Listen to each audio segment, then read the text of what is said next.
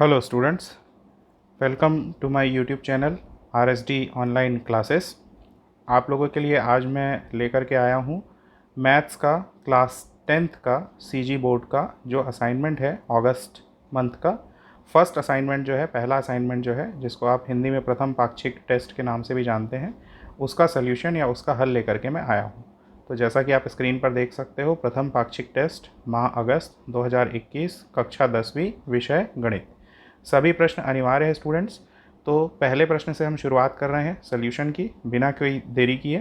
पहला प्रश्न आपका दिया हुआ है, सही विकल्प चुनिए। तो देख सकते हैं आप क्वेश्चन में, पहला क्वेश्चन आपको दिया हुआ है 2x + 5 एवं 3x - 2 का योग है, यानी 2x + 5 और 3x - 2 को आपको जोड़ना है। तो यहाँ पर आप सल्यूशन में देख सकते हैं, हल में आप देख सकते हैं 2x + 5 + 3x - 2। अब इन दोनों को हमने क्या किया है, ब्रैकेट में लिख लिया है। अब जब हम इसको ऐड करेंगे या जोड़ेंगे तो ब्रैकेट हमको ओपन करना पड़ेगा। तो सेकंड लाइन में आप देख सकते हैं, यहाँ पर आपको जो ब्रैकेट दिया हुआ है उससे ब्रैकेट आपने हटा दिया है और 2x + 5 + 3x - 2। अब आप क्या करोगे, जो चर राशियाँ हैं यानी x वाली जो राशियाँ हैं उनको आप एक साथ लिखोगे और जो अचर राशियाँ हैं उनको आप एक साथ लिखोगे। तो एक ब्रैकेट में आपने चर राशियों को एक साथ कर लिया 2x + 3x, और दूसरे ब्रैकेट में आपने कर लिया अचर राशियों को एक साथ 5 - 2। तो 2x + 3x को ऐड करोगे, जोड़ोगे तो 5x आएगा, और 5 - 2 करोगे, 5 में से 2 को घटाओगे तो आएगा 3। यानी आपका जो सॉल्यूशन मिल रहा है, हल मिल रहा है, वो क्या मिल रहा है, 5x + 3। तो सही उत्तर आपका कौन सा होगा, चार जो ऑप्शन दिए हैं उसमें से बी जो ऑप्शन है वो आपका सही उत्तर हो जाएगा, यानी कि 5x + 3। ठीक है, अब हम आ जाते हैं नेक्स्ट क्वेश्चन पे। प्रश्न संख्या 2, क्वेश्चन नंबर 2 क्या बोला गया है, बहुपद x² + x - 12 यानी x² + x - 12 के शून्यकों का योगफल। ठीक है, तो बहुपद x² + x - 12 के शून्यकों का योगफल होगा। तो योगफल हमको निकालना है, शून्यक को निकालना है। तो शून्यक को निकालने के लिए हम क्या करेंगे, बहुपद x² + x - 12 को गुणनखंड विधि से हम हल करेंगे। तो गुणनखंड विधि में आप लोगों को पता है कि गुणनखंड विधि से जब हम हल करते हैं तो सबसे पहले हम मध्य पद को इस प्रकार से तोड़ते हैं कि मध्य पद का जो योग होना चाहिए वो हमको बहुपद के मध्य पद के बराबर मिलना चाहिए, और उन दोनों पदों का जो गुणनफल है वो हमें अंतिम पद के बराबर मिलना चाहिए। तो देख सकते हैं आप कहाँ पर, पहले हमने लिखा है गुणनखंड विधि से मध्य पद को तोड़ते हुए हल करने पर। तो गुणनखंड विधि से मध्य पद को जब हम तोड़ रहे हैं तो देख सकते हैं आप कि यहाँ पर क्या दिया हुआ है, आप x को जब तोड़ेंगे, x मध्य पद है तो इसको जब तोड़ेंगे तो इस प्रकार से आपको तोड़ना है कि इसका जो योग हो वो x के बराबर आए और गुणनफल किसके बराबर आए, 12 के बराबर आए। तो इसको हमने मध्य पद को किस में तोड़ा है, यहाँ पर 4x और 3x में तोड़ा है। तो 4x ऋण 3x करोगे, 4x - 3x करेंगे तो आपको x मिल जाएगा, और यहाँ पर -12 यानी 4 को 3 से गुणा करेंगे तो 4 × 12, 4 × 3 = 12, तो यहाँ पर आपको 12 मिल जाएगा। अब आपको क्या करना है, आपको इनको पेयर्स बनाना है, जोड़े बनाने हैं। तो जोड़े आपने बना लिया, पहला क्या जोड़ा बनाया आपने, x² + 4x आपने एक साथ लिख लिया। फिर दूसरे ब्रैकेट में आपने क्या किया, ध्यान देंगे यहाँ पर आपने माइनस साइन को कॉमन लिया है। माइनस साइन को कॉमन लेने के बाद आपने क्या किया है, माइनस साइन जब आप कॉमन लेंगे तो अंदर का जो साइन है वो भी क्या हो जाएगा, चेंज हो जाएगा, और ब्रैकेट के अंदर क्या आ जाएगा, 3x + 12। ठीक है, देख सकते हैं आप लोग सभी। अब इसके बाद आपको क्या करना है, इसके बाद आप देख सकते हैं कि आपको कॉमन लेना है। तो कॉमन लेने के लिए आप क्या करेंगे, कॉमन लेने के लिए आप पहले ब्रैकेट से, फर्स्ट जो ब्रैकेट है यहाँ पर आप देख सकते हैं कि कौन सा टर्म जो है वो दोनों में कॉमन है, कौन सा पद जो है वो दोनों में दिख रहा है आपको। तो दोनों में आपको x दिखाई दे रहा है, तो x को आप यहाँ पर बाहर ले लीजिए। तो x को जब आपने बाहर ले लिया तो अंदर क्या बच गया, एक x + 4x में से x बाहर आ गया तो बचा क्या, 4, यानी x + 4 बच गया ब्रैकेट में। वैसे ही दूसरे वाले ब्रैकेट में आप देख सकते हो कि दूसरे वाले ब्रैकेट में आपको दोनों जगह x नहीं दिखाई दे रहा है, लेकिन 3 जो दिखाई दे रहा है वो दोनों जगह से कॉमन निकल सकता है। इसलिए 3 को आप अगर कॉमन निकाल लेते हैं तो ब्रैकेट में आपका क्या बच जाएगा, फर्स्ट वाले टर्म में वहाँ से 3 निकल गया तो वहाँ पर बचा x, और दूसरा वाले टर्म में आप 12 से 3 को निकाल लेंगे, यानी 12 को 3 से डिवाइड करेंगे। कॉमन लेने का अर्थ होता है, उभयनिष्ठ लेने का मतलब होता है कि जिस भी नंबर को या जिस राशि को आप कॉमन ले रहे हैं, उभयनिष्ठ ले रहे हैं, उससे पूरे पद को भाग देना। ठीक है, तो यहाँ पर आप 3 से 12 को भाग देंगे तो बचेगा कितना, 4। तो इस प्रकार से आप देख सकते हो कि दोनों ही जगह पर, यानी दोनों ही ब्रैकेट में हमको क्या दिखाई दे रहा है, दोनों ही ब्रैकेट में x + 4 और x + 4 दिखाई दे रहा है। तो इस पूरे x + 4 को आप पूरे बहुपद में से कॉमन ले लीजिए, तो आपको क्या मिल जाएगा, x + 4, और ब्रैकेट में बचा क्या, x - 3। तो इस प्रकार से आप देख सकते हैं दो हमको इसके गुणनखंड प्राप्त हुए। कौन से? जो आपका बहुपद था। कौन सा बहुपद था? बहुपद था आपका x square plus x minus 12, उसके दो गुणनखंड हमको प्राप्त हुए एक्स प्लस 4 और एक्स माइनस 3। अब क्या करोगे आप? शून्यक निकालोगे। तो शून्यक निकालने के लिए हम क्या करते हैं, इन दोनों गुणनखंडों को बारी बारी से जीरो के बराबर करते हैं, यानी जीरो से इक्वेट करते हैं, शून्य के बराबर लिखते हैं। तो देख सकते हैं हमने इसको शून्य के बराबर लिखा है। तो शून्य के बराबर लिखने से क्या हो जाएगा, एक बार x प्लस 4 बराबर शून्य आप लिखोगे, यहाँ पर आप देख सकते हैं x प्लस 4 बराबर एक बार आपने शून्य लिखा है, दूसरी बार x माइनस 3 बराबर आपने शून्य लिखा है। तो एक बार आपको मान मिलेगा x बराबर -4 और दूसरी बार आपको मान मिलेगा x बराबर 3। तो इस प्रकार से आप देख सकते हो कि बहुपद जो था आपका कौन सा, x square plus x minus 12, इसके दो शून्य कौन कौन से मिल गए, -4 और 3। ठीक है।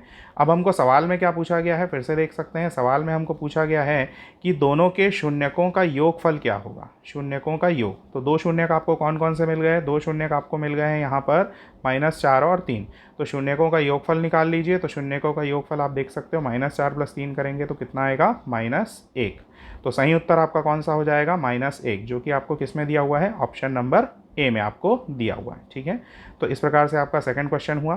थर्ड क्वेश्चन पढ़िए। थर्ड क्वेश्चन में लिखा हुआ है, समीकरण निकाय में यदि a1/a2 बराबर b1/b2 बराबर c1/c2 होता है तो हमको किस प्रकार के हल प्राप्त होंगे। तो जो चार ऑप्शन है उसमें से आप देख सकते हैं अनंततः अनेक हल हमको प्राप्त होंगे। तो सही उत्तर कौन सा होगा, सी आपका सही ऑप्शन होगा कि हमको अनंततः अनेक हल प्राप्त होंगे। ये कंडीशन है रैखिक समीकरण निकाय को हल करने की। रैखिक समीकरण निकाय में दो समीकरण हमारे पास होते हैं, जिसमें दो चर राशियां होती है और एक अचर राशि होती है। जब हम इनको मानक समीकरणों से तुलना करते हैं तो हमको तीन पद प्राप्त होते हैं, a1, b1 और c1। इसी प्रकार से दूसरे समीकरण से a2, b2 और c2। तो इनके हल किस प्रकार से हो सकते हैं, उनकी संभावनाओं को व्यक्त करने के लिए हम क्या करते हैं, यहाँ पर उनके अनुपातों से हल प्राप्त करते हैं। तो देख सकते हैं आप a1/a2 बराबर b1/b2 बराबर c1/c2 अगर हम करते हैं तो हमको अनंततः अनेक हल प्राप्त होंगे, यानी infinitely many solutions we will get. ठीक है। नेक्स्ट क्वेश्चन हम देख सकते हैं। नेक्स्ट क्वेश्चन है क्वेश्चन नंबर 4। क्वेश्चन नंबर 4 में क्या लिखा हुआ है, ध्यान से पढ़िए।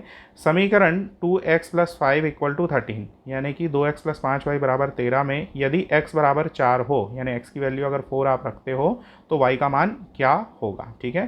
तो सोल्यूशन देख लीजिए। सोल्यूशन में क्या है, कैसे लिखेंगे हम, सबसे पहले लिखेंगे, दिया है 2x + 5y = 13। ये हमारा हो गया इक्वेशन नंबर 1। तो ये इक्वेशन नंबर 1 हो गया। अब आपको करना क्या है, इसमें x की जगह 4 रखना है। तो समीकरण 1 में आप x की जगह 4 रखिए, x = 4 रखिए। तो जहाँ जहाँ पर x आपको दिखाई दे रहा है वहाँ पर x की जगह आप 4 रख दीजिए। तो 2 यहाँ पर देख सकते हैं 2x, तो यहाँ पर आप क्या करेंगे, 2 और x की जगह आपने 4 रख दिया ये। तो इस प्रकार से आपने x की जगह 4 रखा तो क्या मिल गया हमको, 2 × 4 2 × 4 + 5y = 13, ये हमको मिल गया। सॉल्व करिए तो 2 × 4 = 8, ठीक है, प्लस 5y = 13। अब आपको y की वैल्यू चाहिए तो बाकी जो कांस्टेंट है यानी 8 जो है उसको दूसरी तरफ ट्रांसफर कर दीजिए, प्रक्षांतर कर दीजिए। तो 5y = मिल गया 13 - 8, यानी 13 में से 8 घटाएंगे तो बचेगा कितना, 5। तो y का मान यदि आपको चाहिए तो 5 को इस तरफ ट्रांसफर कर देंगे। तो 5 को ट्रांसफर करने से क्या मिल जाएगा, 5/5। तो y का मान मिल गया हमको कितना, 1। तो जो चार ऑप्शन है उसमें से सही उत्तर आपका कौन सा होगा, सही उत्तर होगा आपका सी में दिया है आपका y का मान 1। ठीक है। तो यहाँ पर आपका प्रश्न क्रमांक 1 जो है वो खत्म होता है। अब हम आते हैं प्रश्न क्रमांक 2 पर। प्रश्न क्रमांक 2 आप पढ़ सकते हैं, क्या दिया हुआ है, रिक्त स्थानों की पूर्ति कीजिए। तो रिक्त स्थानों की पूर्ति कीजिए। इसमें सबसे पहला जो क्वेश्चन आपको दिया हुआ है, ये क्या दिया है, पहला क्वेश्चन 18x² + 9x भागित 3x, ठीक है, यानी 18x² + 9x divided by 3x। ठीक है। तो ये आपको करना है। तो होल डिवाइडेड बाई 3x को सॉल्व करने के लिए आप क्या कर सकते हैं, देखिए यहाँ पर दिया हुआ है 18x² + 9x डिवाइडेड बाई 3/3 हमने लिख दिया है। अब आप क्या करोगे, जब ऐसा दिया होता है तो आप दोनों के लिए, यानी दोनों जो टर्म है यहाँ पर 18x² + 9x, दोनों के लिए आप इसको सेपरेट कर लीजिए। तो एक बार आप लिखोगे 18x² / 3x, दूसरी बार आप लिखोगे 9x/3x। ठीक है। ध्यान से देखेंगे तो आपको समझ में आएगा, x हर एक जगह से कट रहा है तो काटिए। काटने के बाद जो हमको बचेगा वो क्या मिलेगा, देख सकते हैं 18x² को मैंने यहाँ पर किस तरीके से लिख दिया है, इलेबरेट कर दिया है, यानी कि विस्तारित करके मैंने लिख दिया है। तो विस्तारित करके लिखने पर ये क्या हो गया, 18x² को मैंने लिखा है 18 × x × x। ठीक है। फिर नीचे आप 3x को 3 × x लिख सकते हैं, वैसे ही 9x को 9 × x लिख सकते हैं और फिर से 3x। ठीक है। तो इससे आपको काटने में आसानी होगी। बहुत ही बेसिक चीज़ है ये। तो x को x से आपने काटा, 3 से 9 को काटा तो बचा 3। उसके बाद यहाँ पर भी आपने x से x को काट दिया। ठीक है। फिर यहाँ पर 3 से आपने 18 को काटा तो बचा कितना, 6। ठीक है, तो देख सकते हैं यहाँ पर बच गया 6 और x, और यहाँ पर आपका कितना बच गया, 3, ये चीज़। ठीक है, तो आंसर में आपका क्या बच गया है, आंसर में आप देख सकते हैं बीच में प्लस का साइन है, तो आंसर आपका हो जाएगा कितना, 6x + 3। तो ये जो ऑप्शन है, मतलब जो आप रिक्त स्थान में पूर्ति करेंगे, फिलअप्स को फिल करेंगे, तो उसमें क्या आंसर आएगा आपका, 18x² + 9x whole divided by 3x = 6x + 3, ये आपका आंसर आएगा। ठीक है, नेक्स्ट क्वेश्चन पर हम आ जाते हैं।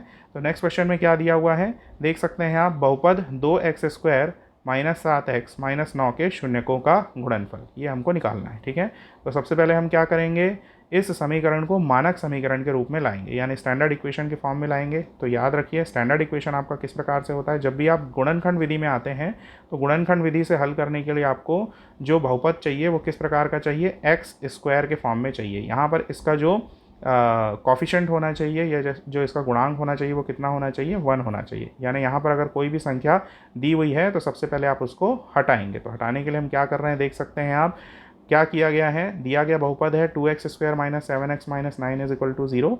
अब बहुपद में क्या करेंगे, हम यहाँ वाले टर्म को यानी x² के गुणांक को यहाँ पर हमको 1 लाना है। तो क्या करेंगे, पूरे समीकरण को या पूरे बहुपद को हम अगर 2 से क्या कर दें, भाग दे दें, या 2 को हम वहाँ से क्या ले लें, उभयनिष्ठ ले लें, कॉमन ले लें, तो बचेगा क्या, देखिए यहाँ पर 2 को हमने कॉमन ले लिया है, तो 2 को कॉमन लेने से हमारे पास क्या बच जा रहा है, ये आप देख सकते हो। 2 को कॉमन लेने से आपके पास बचेगा, ब्रैकेट में बच जाएगा x², यहाँ पर 7/2 x ऋण 9/2, 2 को हमने कॉमन ले लिया है। अब 2 को आप साइड चेंज कर दीजिए, 2 को 0 की तरफ पक्षांतर कर दीजिए, तो वहाँ पर जा कर के वो 0 हो जाएगा। बचेगा जो नया बहुपद हमारे पास क्या बचेगा, x² - 7/2x - 9/2 = 0। ठीक है, आगे बढ़िए। अब हमको ये जो मिल गया है, ये जो बहुपद मिला है वो किस फॉर्म में आ गया, स्टैंडर्ड फॉर्म में, यानी मानक रूप में आ गया है। ठीक है, अब आप इसको क्या कर सकते हैं, मध्य पद को तोड़ करके इसका गुणनखंड निकाल सकते हैं। तो गुणनखंड विधि से मध्य पद को तोड़ेंगे तो कैसे तोड़ेंगे, फिर से अगेन आपको रिमाइंड करना चाहूँगा कि मध्य पद को हमको इस प्रकार से तोड़ना है कि उसका योग जो है यानी टोटल जो आना चाहिए वो 7/2 के बराबर आना चाहिए, और जो उसका मल्टीप्लिकेशन है यानी गुणनफल किसके बराबर आना चाहिए, 9/2 के बराबर आना चाहिए। ठीक है, तो आप थोड़ा सा आपको यहाँ पर कैलकुलेशन करना पड़ेगा, थोड़ा सा दिमाग लगाना पड़ेगा कि आप किस प्रकार से मध्य पद को तोड़ें। ठीक है, तो यहाँ पर आपको जो सोल्यूशन में दिया हुआ है उसको आप देख सकते हैं कि मध्य पद को हमने किस प्रकार से तोड़ा है, -7/2x को हमने लिखा है यहाँ पर -9/2x + 2/2x। ध्यान दीजिएगा, ये केवल समझाने के लिए लिखा गया है 2/2x। अगर आप खुद से समझ सकते हैं तो सीधे सीधे आपको पता चल जाएगा कि यहाँ पर -9/2x + x लिखने से आपको -7/2x मिल जाएगा। केवल समझाने के दृष्टिकोण से, समझाने के पर्पज़ से, और थोड़ा इजी बनाने के लिए सोल्यूशन को आपको समझ में आए, इसलिए मैंने यहाँ पर 2/2x लिखा हुआ है। ठीक है, तो 2/2 कैंसिल हो गया, बचा हमारे पास कितना, x। तो देख सकते हो आप, x² - 9/2x + x - 9/2। ठीक है, अब आपको क्या करना है, आगे बढ़ने से पहले आपको पेयर बनाना है। तो पेयर आप बना लीजिए। तो पेयर क्या करेंगे, पहले इन दोनों का बनाएंगे, x² - 9/2x का, फिर दूसरा पेयर बनेगा आपका x - 9/2। देख सकते हो आप, यहाँ पर पेयर बना हुआ है। अब पेयर बनाने के बाद आपको क्या करना है, क्या कॉमन निकलेगा, क्या उभयनिष्ठ निकलेगा। ठीक है, तो यहाँ पर आप देख सकते हैं कि पहले वाले में आपको दोनों जगह पर x दिखाई दे रहा है, तो ये कॉमन निकल सकता है। दूसरे वाले पेयर में आपको कॉमन निकालने लायक कुछ भी नहीं दिख रहा है। तो जब भी ऐसा हो कि यहाँ पर कुछ भी उभयनिष्ठ ना निकले, कुछ कॉमन ना निकले, तो आप किसको कॉमन ले सकते हैं, 1 को कॉमन ले सकते हैं, यानी 1 को आप कॉमन ले सकते हैं, उभयनिष्ठ ले सकते हैं। ठीक है, तो आपने x को उभयनिष्ठ निकाला पहले ब्रैकेट से, तो क्या बच गया हमारे पास, x - 9/2। ठीक है, उसी प्रकार से दूसरे ब्रैकेट में से आपने 1 को कॉमन ले लिया, तो दूसरे ब्रैकेट में भी आपके पास क्या बच गया, x - 9/2। ठीक है, अब दोनों जगह से आपको क्या मिल गए, दोनों जगह से आपको x - 9/2 x - 9/2 दोनों जगह आपको मिल रहा है। तो ये दोनों को आप पूरे से बाहर ले लीजिए, तो आंसर आपके पास क्या बच रहा है, x - 9/2।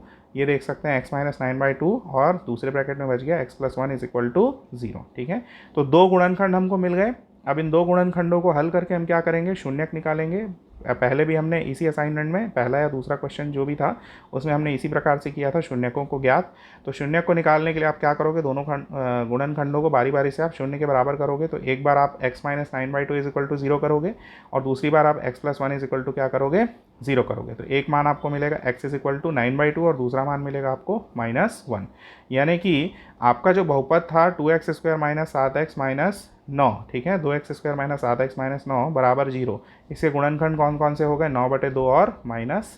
ठीक है, अब आपको सवाल क्या पूछा गया था, सवाल ये पूछा गया था कि शून्यकों का गुणनफल क्या होगा। तो शून्य का आपको मिल गए, शून्य का आपको क्या क्या मिले, शून्य का आपको मिल गए हैं 9/2 और -1। ठीक है, तो अब जब शून्य का आपको मिल गए तो इनका गुणनफल निकालिए। तो गुणनफल निकालने के लिए क्या करेंगे, देख सकते हैं, अतः शून्यकों का गुणनफल, तो गुणनफल करने के लिए दोनों को गुणा कर दीजिए। तो गुणा करने से आपको क्या मिल जाएगा, 9/2 गुणित -1 बराबर आपको मिल जाएगा -9/2। तो सही उत्तर क्या हो जाएगा, 2x² - 7x - 9 के शून्यकों का गुणनफल कितना है, -9/2। ठीक है, नेक्स्ट क्वेश्चन पे आ जाइए। क्वेश्चन नंबर 3 क्या बोला गया है, क्वेश्चन नंबर 3 बोला गया है सरल रेखा 2x - ky। ठीक है, ध्यान देना यहाँ पर क्या दिया है, सरल रेखा 2x - ky बराबर 9 किस बिंदु से गुजर रही है, x और 1 और -1 से गुजर रही है। तो हमको क्या ज्ञात करना है, k का मान निकालना है। ठीक है, तो कैसे हल निकालेंगे आप, सबसे पहले लिख लीजिए दी गई सरल रेखा कितनी है, 2x - ky = 9। ये पहला समीकरण हो गया। दो बिंदु जो दिए गए हैं वो कौन कौन से दिए गए हैं, 1 और -1। तो आपको पता है कि ये जो दो बिंदु होते हैं वो एक्चुअल में किसके मान होते हैं, x और y के निर्देशांक होते हैं। ठीक है, यानी x का मान और y का मान। तो सीधे सीधे आपको क्या करना है, x बराबर 1 और y बराबर -1, इसको आपको क्या कर देना है, समीकरण 1 में रख देना है, प्रतिस्थापित कर देना है। तो रखिए वैल्यू क्या मिल जाएगा आपको, 2 × 1, x की जगह 1 हमने लिख दिया, फिर -k × -1, k गुणित -1, क्योंकि y की जगह हमने -1 लिख दिया। ठीक है, गुणा करिए तो 2 × 2 ये मिल गया, फिर यहाँ पर माइनस और माइनस मिल करके आपका प्लस हो जाएंगे, और उसके बाद आपको क्या मिलेगा, k बस मिलेगा, और बराबर कितना हो गया, 9। ठीक है, ये आप देख सकते हैं अच्छे से। तो यहाँ से पक्षांतर करने के बाद k का मान कितना मिल रहा है हमको, k का मान मिल रहा है हमको k बराबर 9 - 2 यानी k बराबर 7। ठीक है, तो इसका मतलब क्या हुआ, जब आपकी सरल रेखा कहाँ से, सरल रेखा कौन सी, सरल रेखा आपकी 2x - ky बराबर 9 कौन कौन से बिंदु से, 1 और -1 से गुजरती है, तो k का मान आपको कितना प्राप्त होगा, k का मान आपको प्राप्त होगा 7। ठीक है, तो ये आपका सवाल हल हुआ। फिर चौथे क्वेश्चन में आपको एक फार्मूला पूछा गया है जिसको कि हम जानते हैं शेषफल प्रमेय के नाम से। तो शेषफल प्रमेय को आपको पूरा कंप्लीट करना है। तो यहाँ देख सकते हैं भाज्य बराबर क्या होता है, भाजक गुणित भागफल प्लस शेषफल। ठीक है, यानी कि आप इसको इस प्रकार से फॉर्मूले के रूप में लिख सकते हैं। ठीक है, नेक्स्ट आ जाइए, क्वेश्चन नंबर 3 आप देख सकते हैं। क्वेश्चन नंबर 3 में क्या दिया हुआ है, बहुपद 2x - 7 और 5x + 9 को आपको क्या करना है, जोड़ना है। तो ऐसा ही क्वेश्चन हमने शुरू में भी किया था, तो आप सिंपल वे में उसको वैसे ही कर सकते हैं। 2x - 7 को आपने एक ब्रैकेट में लिख दिया है और 5x + 9 को आपने दूसरे ब्रैकेट में लिख दिया है। ब्रैकेट ओपन कीजिए, तो ब्रैकेट ओपन करने से आपको क्या मिल जाएगा, ब्रैकेट ओपन करने से आप देख सकते हैं कि क्या मिल जाएगा, 2x - 7 + 5x + 9। ठीक है, तो चर राशियों को एक साथ कर दीजिए, 2x + 5x, और अचर राशियों को एक साथ कर दीजिए, 9 - 7। ठीक है, अब आप इसको आगे देख सकते हैं, तो आपका क्या हो जाएगा, 2x + 5x = कितना हो जाएगा, 2x + 5x = 7x, और 9 - 7 कितना बच जाएगा आपका, 2। तो आंसर आएगा आपका कितना, 7x + 2। तो देख सकते हैं सही उत्तर आपका क्या हो जाएगा, सही उत्तर 2x - 7 + 5x + 9, इन दोनों को अगर आपने जोड़ा है तो आपका उत्तर क्या मिल रहा है, ये मिल रहा है 7x + 2। ठीक है, तो ये आपका हो गया। नेक्स्ट क्वेश्चन आप लोग पढ़ सकते हैं। नेक्स्ट क्वेश्चन में क्या लिखा हुआ है, प्रश्न 4, x + 5 में क्या करना है आपको, x - 7 से गुणा करना है। ये देख लीजिए, x + 5 में x - 7 से गुणा करना है। तो चलिए गुणा करते हैं, कैसे गुणा करेंगे देख लीजिए, हल यहाँ पर लिखा हुआ है। गुणा करना है मतलब बीच में गुणा का निशान लगेगा, तो ये आपका गुणा का निशान लग गया, x धन 5 और x ऋण 7। ठीक है, तो सबसे पहले आप क्या करते हो, किसी भी एक पद को स्थिर रहने देते हो और दूसरे पद के जो दोनों अलग अलग जो संख्याएं होती हैं उनसे आप क्या करते हो, इसमें गुणा करते हो। ठीक है, तो सबसे पहले हम क्या कर रहे हैं देख लीजिए, यहाँ पर हमने क्या किया है, x + 5 को एक बार x से गुणा किया है, ये वाले x से। ठीक है, फिर बीच में ये जो माइनस लगा हुआ है, ये माइनस यहाँ पर लगा हुआ है, फिर दूसरी बार आपने x + 5 को किससे गुणा किया है, इस 7 से गुणा किया है। ठीक है, तो गुणा करेंगे तो क्या हो जाएगा, x को जब आप अंदर लेकर के जाएंगे तो x का गुणा x से होगा, फिर एक बार x का गुणा 5 से होगा, फिर यहाँ पर माइनस जो पहले लगा हुआ था वो एज इट इज़ लगा हुआ है, जैसे का तैसा है। फिर 7 को आप एक बार 5 से गुणा करिए, फिर 7 को एक बार आप 7 को एक बार x से आप गुणा करिए, फिर 7 को आप 5 से गुणा करिए। 7 को जब आप x से गुणा करेंगे तो x × 7। ठीक है, फिर दूसरी बार आप 5 × 7। ठीक है, देखिए हल कीजिए, क्या मिल जाएगा, ये आपको मिल जाएगा x × x बराबर x²। ठीक है, 5 × x यानी 5 × x बराबर 5x, x × 7 बराबर 7x, और 5 × 7 = 35, 5 × 7 = 35। ठीक है, फिर आप ब्रैकेट ओपन कर सकते हो, तो देख सकते हो ब्रैकेट ओपन करने से हमको क्या मिला, x² + 5x as it is है। यहाँ माइनस का साइन है, तो ब्रैकेट जब आप ओपन करोगे तो माइनस साइन की वजह से अंदर के जो चिन्ह है यहाँ पर देख सकते हैं आप ये। ठीक है, तो ये थोड़ा सा आप यहाँ पर इसको चेंज कर लेंगे, -7x और माइनस कितना हो जाएगा 35, ठीक है। तो जब आप इसको सॉल्व करेंगे तो x² - 2x और यहाँ पर आ जाएगा आपका, थोड़ा सा एक मिस्टेक है यहाँ पर, इस मिस्टेक को आप लोग करेक्ट कर लेंगे, यहाँ पर आपका माइनस साइन आएगा, ठीक है। तो x² - 2x माइनस कितना हो जाएगा 35, ठीक है।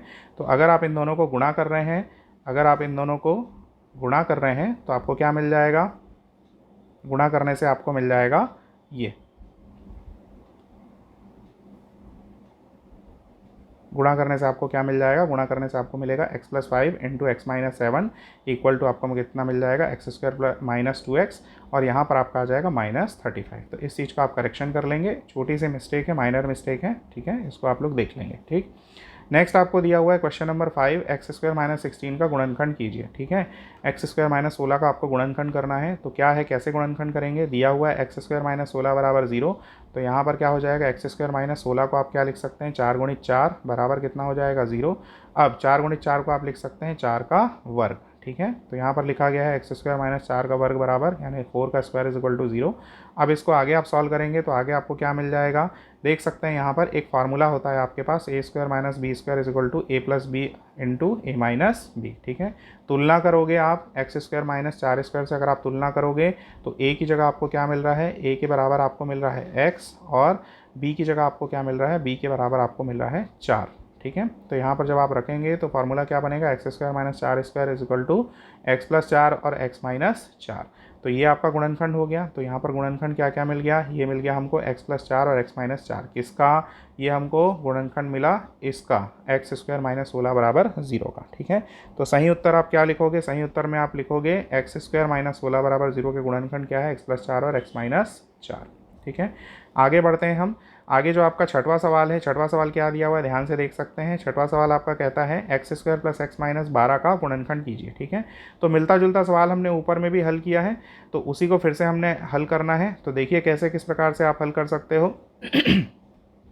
देखिए x² + 4 मध्य पद को आपको तोड़ना है, तो मध्य पद को तोड़ने के लिए आप क्या कर सकते हो, मध्य पद को तोड़ने से पहले, हाँ, तो दिया हुआ हमारा बहुपद है x² + x और -12, ठीक है। तो गुणनखंड विधि से हमको मध्य पद को तोड़ना है, तो मध्य पद को कैसे तोड़ेंगे हम, मध्य पद को इस प्रकार से तोड़ना है कि उनका योग कितना है x और उनका गुणनफल कितना आना चाहिए 12। तो आपने मध्य पद को तोड़ दिया, 4x - 3x और यहाँ पर लिखा हुआ है 12, ठीक है। अब आपको क्या करना है, जोड़ा बनाना है यानी पेयर बनाना है। तो एक बार आपने x² और 4x को एक साथ ले लिया, फिर यहाँ से आपने माइनस साइन कॉमन निकाल लिया, माइनस साइन कॉमन निकाले तो 3x + 12, ठीक है। अब आप देख सकते हो यहाँ से क्या क्या उभयनिष्ठ निकल सकता है, यहाँ पर भी x है और यहाँ पर भी x है, तो x को आप कॉमन ले लीजिए, बचा कितना x + 4। फिर यहाँ से माइनस को आपने पहले ही कॉमन ले लिया था, यहाँ से आपका क्या निकल सकता है, 3 कॉमन निकल सकता है, तो 3 को आपने कॉमन निकाला x + 4, ठीक है।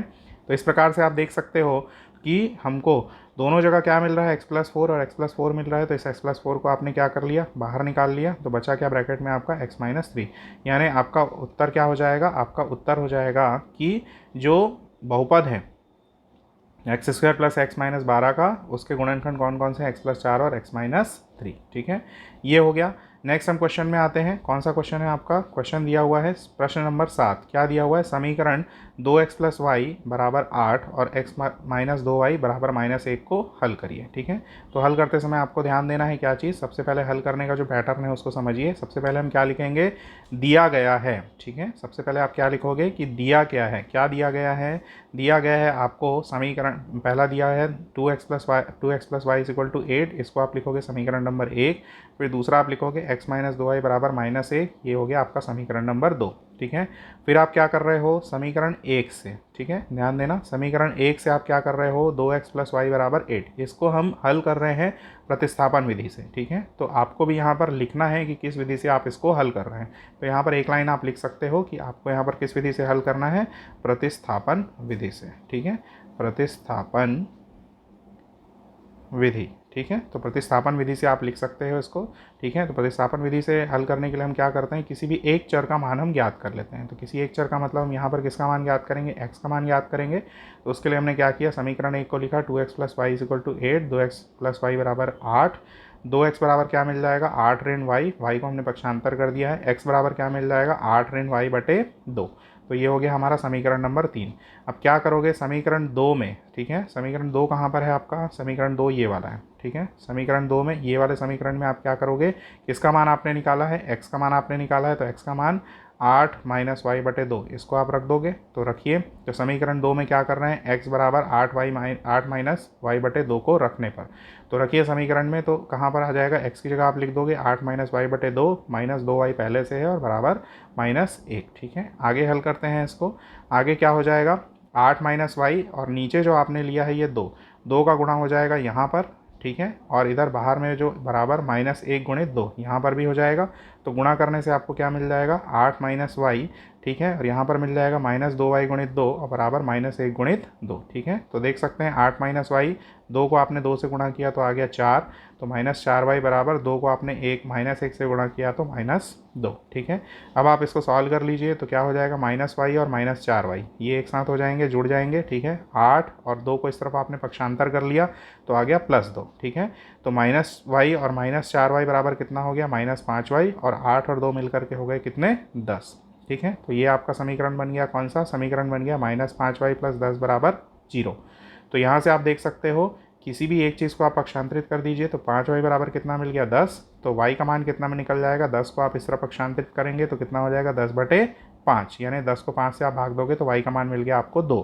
इसको आप दे सकते हो कौन सा समीकरण, इसको आप दे सकते हो समीकरण नंबर 4, ठीक है। तो समीकरण नंबर 4 से आपको क्या करना है, समीकरण नंबर 4 से आपको y का मान समीकरण किस में रखना है, हाँ देख सकते हैं आप, y का मान समीकरण 4 से समीकरण 3 में रखने पर, तो समीकरण 4 से आप समीकरण 3 में रखिए। समीकरण 4 में आपने क्या निकाला है, y का मान, y बराबर 2, ठीक है। समीकरण 3 कौन सा है आपका, समीकरण 3 यहाँ पर आप देख सकते हैं, ये जहाँ पर आपने x का मान निकाला था, तो x बराबर 8 माइनस वाई बटे 2 आपने निकाला था। यहाँ पर y का मान रखिए, तो y का मान कितना निकाला है आपने, y का मान निकाला है 2, रखिए समीकरण 3 में। तो ये हो जाएगा आपका कितना, ये हो जाएगा आपका x बराबर 8 माइनस वाई की जगह आपने रख दिया 2, तो 8 माइनस 2 बटे 2, ठीक है। तो 8 माइनस 2 बराबर 6 बटे 2 कितना हो जाएगा, x बराबर 3, ठीक है। तो इस प्रकार से आपको x का मान भी मिल गया और y का मान भी मिल गया। तो जो समीकरण आपके थे कौन कौन से, 2x + y बराबर 8 और x माइनस 2y बराबर -1, इसके हल क्या क्या हो जाएंगे, x बराबर 3 और y बराबर 2, ठीक है। ये क्वेश्चन आपका हुआ। इसके बाद आ जाइए क्वेश्चन नंबर 8 में, ठीक है। प्रश्न क्रमांक जो 8 है उसमें क्या दिया हुआ है, उसमें आप देख सकते हैं क्या लिखा हुआ है जांच करिए कि क्या x ऋण 2 ये क्या है, बहुपद, कौन से बहुपद, px बराबर x³ - 3x² + 4x - 4, ठीक है। x की घात 3 ऋण 3x का वर्ग धन 4x ऋण 4, इसका क्या है, एक गुणनखंड है, ठीक है। तो गुणनखंड होगा कि नहीं, दिया गया कोई भी पद किसी बहुपद का गुणनखंड होगा कि नहीं, इसको चेक करने के लिए हम क्या करते हैं कि सबसे पहले क्या करेंगे, जो भी आपको जिसको चेक करना है कि गुणनखंड है कि नहीं, उसको हम क्या करते हैं, 0 के बराबर। तो यहाँ पर आपको दिया हुआ x - 2, तो x - 2 को आप किसके बराबर करिए, 0 के बराबर। तो x बराबर आपको कितना मिल जाएगा, 2, ठीक है। तो इस x बराबर 2 को आप क्या करोगे, बहुपद px बराबर x³ - 3x² + 4x - 4 में क्या करो, आप x बराबर 2 रखो। तो x बराबर 2 आप रखोगे तो जहाँ जहाँ x है वहाँ पर क्या रखना है आपको, 2। तो जब आप रखोगे तो कितना मिल जाएगा हमको, P2, और इसका मान यदि आपको क्या मिल जाए, 0 मिल जाए, ठीक है, 0 मिल जाए, तब हम क्या बोल सकते हैं, x - 2 क्या हो जाएगा, Px का एक गुणनखंड होगा। और अगर ये P2 बराबर आपको 0 नहीं मिलता है, 0 के बराबर अगर ये नहीं मिलता है, तो आपका ये जो पद दिया हुआ है x - 2 ये इसका गुणनखंड नहीं कहलाएगा, ठीक है। तो ये चीज़ आप याद रखेंगे। देख सकते हैं यहाँ पर P2 यानी x की जगह हमने 2 रखा है, तो 2³ यानी कि 2 की घात 3, ठीक है। तो 2 की घात 3 आप करेंगे तो कितना मिल गया आपको, 8। यहाँ पर भी आपने 2 रखा है x की जगह, तो कितना मिल गया, 3 गुणित 2 की घात 2 बराबर 4, और 4 गुणित 2 आपने किया तो ये हो गया 8, और यहाँ पर हो गया -4, ठीक है। सभी को हम हल कर लेते हैं। तो सबको हल करने से पहले 3 गुणित 4 बराबर आपको कितना मिल गया, 12, ये 8 अपनी जगह पर और -4 भी अपनी जगह पर, ठीक है। तो धन वाले एक साथ हो जाएंगे और ऋण वाले एक साथ हो जाएंगे। तो धन वालों को एक साथ कर लीजिए 8 + 8, और ऋण वालों को एक साथ कर लीजिए -12 -4। तो ये मिल गया आपको 8 + 8 बराबर 16, और -12 - 4 बराबर -16। तो 16 में से 16 घटा तो बचा कितना हमारे पास, 0।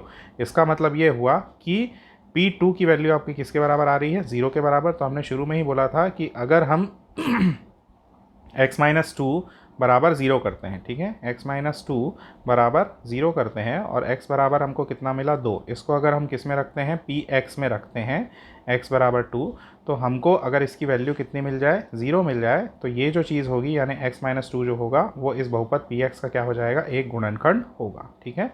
तो क्लियरली आप देख सकते हो p2 इक्वल टू 0 है, इसलिए x माइनस 2 क्या हो जाएगा, बहुपद px का एक गुणनखंड होगा। आगे आ जाते हैं हम नेक्स्ट क्वेश्चन पर। नेक्स्ट क्वेश्चन ध्यान से देखिएगा, इस टाइप के क्वेश्चन आपको आपके एग्जाम में आते ही हैं। एक क्वेश्चन इसमें से ज़रूर आता है जो आपके रैखिक समीकरण है यानी लीनियर इक्वेशंस है, उसमें से एक इस टाइप का जो स्टेटमेंट वाला क्वेश्चन है वो निश्चित रूप से आता है, कंपलसरी आता है, ठीक है। तो देखिए क्वेश्चन क्या है, क्वेश्चन को ध्यान से पढ़ेंगे। क्या दिया हुआ है क्वेश्चन, इसका स्टेटमेंट मैं पहले पढ़ देता हूँ। 5 वर्ष पूर्व मेरी आयु मेरे पुत्र की आयु की तिगुनी थी। ध्यान देंगे, 5 वर्ष पूर्व मेरी आयु यानी मेरी जो एज है वो 5 साल पहले मेरे पुत्र की आयु की, यानी मेरा जो पुत्र था या मेरा जो बेटा है उसकी जो आयु होगी या उसकी जो एज होगी उसकी 3 गुनी होगी, ठीक है। फिर क्या लिखा हुआ है, 10 वर्ष पश्चात यानी 10 साल के बाद मेरी जो आयु होगी यानी मेरी जो एज होगी मेरे पुत्र की आयु की यानी मेरे लड़के की आयु की दुगनी होगी यानी कि डबल होगी। तो मेरे पुत्र की वर्तमान आयु आपको ज्ञात करना है, ठीक है। तो जब भी ऐसा क्वेश्चन आप सॉल्व करेंगे तो सॉल्व करने के लिए सबसे पहले आपको क्या करना है, जिनके बारे में भी बोला गया है उनकी वर्तमान आयु को आपको अज्यूम करना है, मानना है, ठीक है। तो हम क्या मान के चल रहे हैं यहाँ पर, हम ये मान करके चल रहे हैं कि मेरी जो वर्तमान आयु है वो कितनी है, x वर्ष है, और इस मेरे पुत्र की जो वर्तमान आयु है वो कितनी है, y वर्ष है। इसको मानने के बाद ही आप सारे कैलकुलेशन को करेंगे, ठीक है। अब आपको सबसे पहली कंडीशन क्या बोला गया है, सबसे पहली कंडीशन बोला गया है 5 वर्ष पूर्व। तो सबसे पहले आप प्रश्न में क्या देखेंगे, प्रश्नानुसार, ठीक है। प्रश्नानुसार आप क्या कर सकते हैं, 5 वर्ष पूर्व, 5 साल पहले। तो 5 साल पहले यदि आप जाते हैं तो आज जो आपकी एज थी उससे आप क्या हो जाएंगे, 5 साल पीछे चले जाएंगे यानी 5 साल उसमें कम कर देंगे। तो 5 साल पहले मेरी आयु क्या हो जाएगी, देख सकते हैं आप, 5 साल पहले मेरी आयु हो जाएगी x माइनस 5 वर्ष, ठीक है। उसी प्रकार से पुत्र की जो आयु है वो कितनी है, y वर्ष है। तो पुत्र की वर्तमान आयु जो है वो y वर्ष है, तो 5 साल पहले उसकी आयु कितनी हो जाएगी, y माइनस 5 वर्ष हो जाएगी, ठीक है। तो ये हमको मिल गया। अब इसके बाद हम क्या कर सकते हैं, प्रश्नानुसार, प्रश्न के अनुसार से क्या बोला गया है, प्रश्नानुसार बोला गया है 5 वर्ष पूर्व मेरी आयु जो थी वो मेरी पुत्र की आयु की 3 गुनी होनी चाहिए, ठीक है। तो देखिए यहीं पर हमको कन्फ्यूजन होता है।